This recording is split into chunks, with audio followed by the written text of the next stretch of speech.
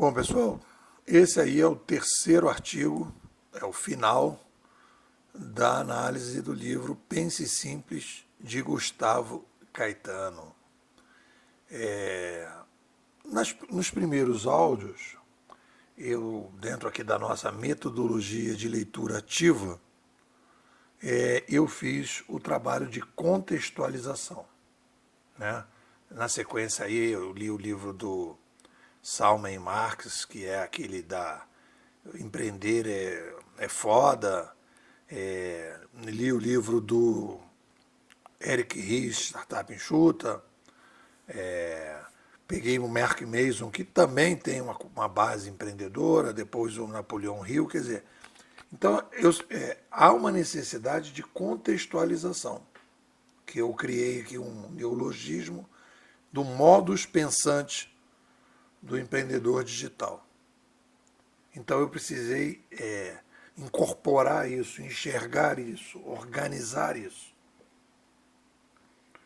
Agora, eu poderia dizer que eu estou trabalhando no livro, né? Estou trabalhando no livro,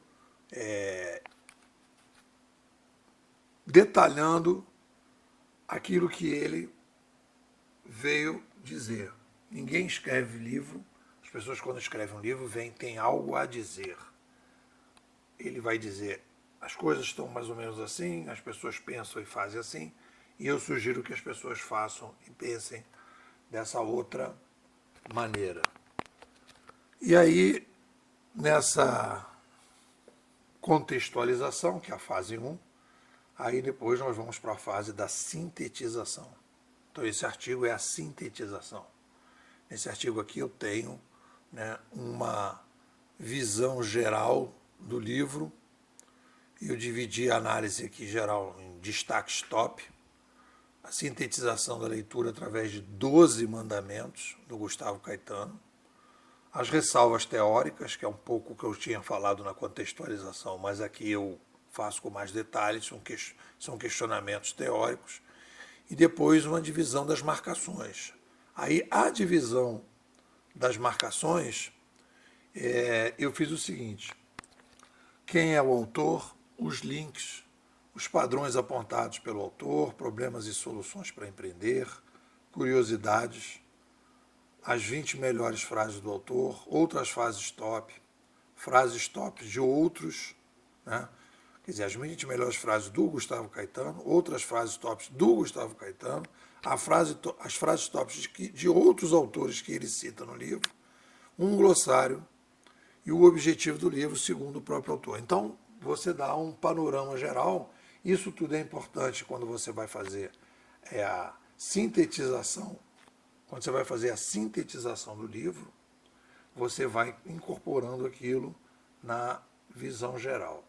Então, o mais importante aqui, que é o suprassumo, são os 12 mandamentos do Gustavo Caetano. É isso que basicamente vai ficar, né, em relação ao que você vai aprender com o livro. Então vamos lá. Cuidado com o futuro rápido. Ele fala bastante, né, da redução, né, do tempo em que as coisas vão mudar. Ele diz que é paranoico com a situação que aconteceu com o avô dele, que fazia cortiças e surgiu o isopor, e ele não se tocou que tinha que fazer a mudança. Então ele se preocupa muito com isso, né? Ciclos cada vez mais curtos, cheio de Davis querendo matar Golias. Ele fala dessa possibilidade do surgimento de cada vez mais microempresas, startups, e querendo fazer mudanças, né?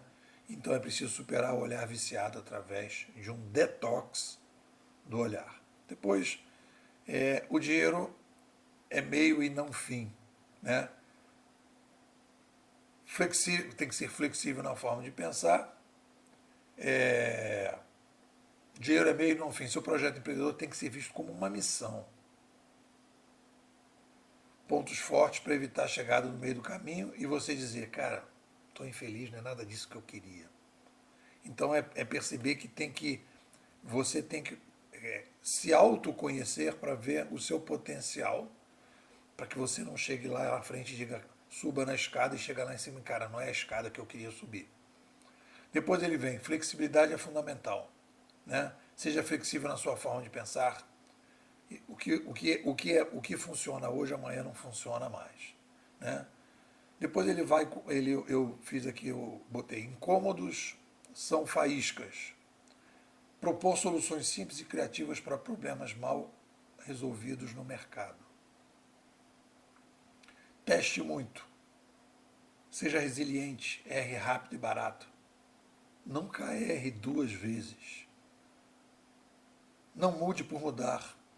Tenha em mente que fracassos bem administrados ajudam na caminhada.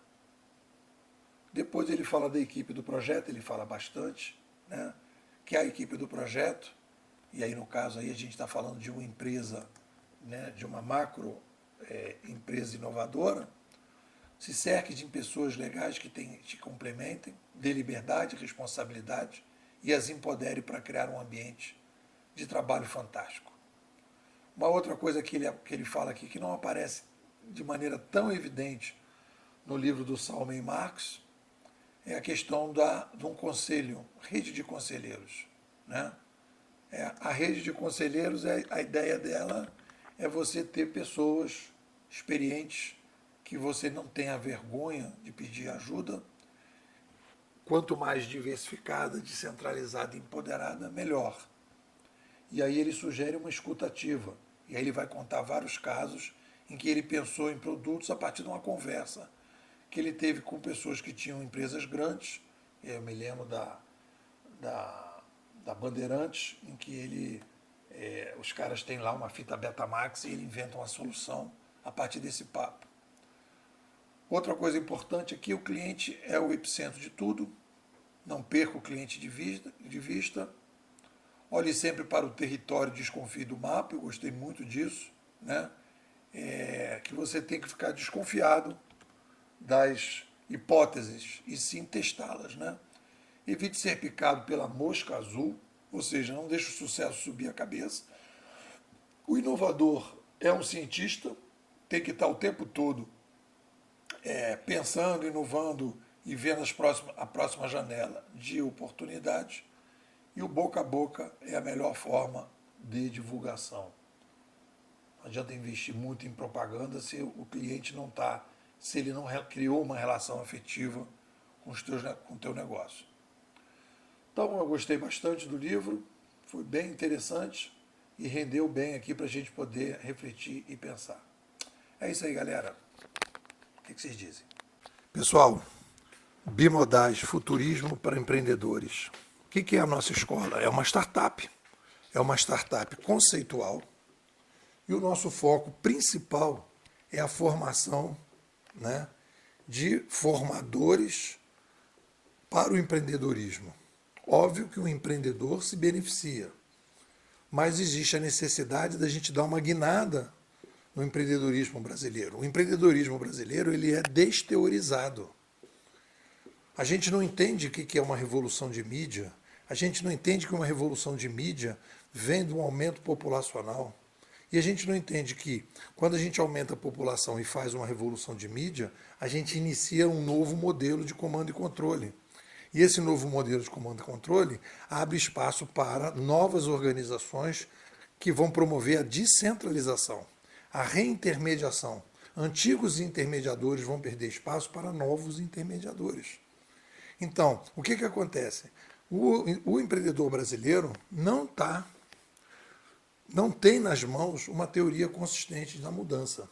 E sem uma teoria consistente da mudança, o que ele vai fazer? Ele vai criar startups muito mais incrementais do que disruptivas, muito mais locais do que globais, porque a gente tem aí demandas parecidas com o Brasil, na China, na Índia, na Rússia, em outros países que cresceram que nem o Brasil, em que você, resolvendo o problema do Brasil, você pode exportar isso.